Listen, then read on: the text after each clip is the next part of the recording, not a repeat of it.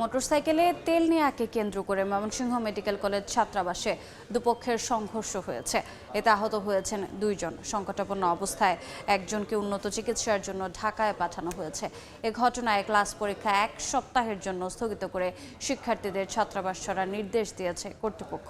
শুক্রবার রাতে কলেজের বাগমারা এলাকার ছাত্রাবাসে মোটরসাইকেলে তেল নেয়াকে কেন্দ্র করে শিক্ষার্থী হামিদুর ও মোয়াজের মধ্যে প্রথমে কথা কাটাকাটি হয়, যা পরে হাতাহাতি ও মারামারিতে রূপ নেয়। এমন এক পর্যায়ে দুপক্ষ সংঘর্ষে জড়ান। এ ঘটনায় 3 সদস্যের তদন্ত কমিটি গঠন করেছে কলেজ কর্তৃপক্ষ। ছাত্রাবাসে অতিরিক্ত পুলিশ মোতায়েন করা হয়েছে।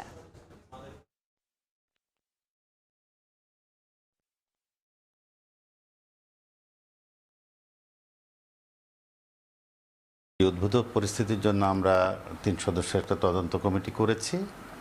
তদন্ত কমিটি যথাসময়ে রিপোর্ট দেবে।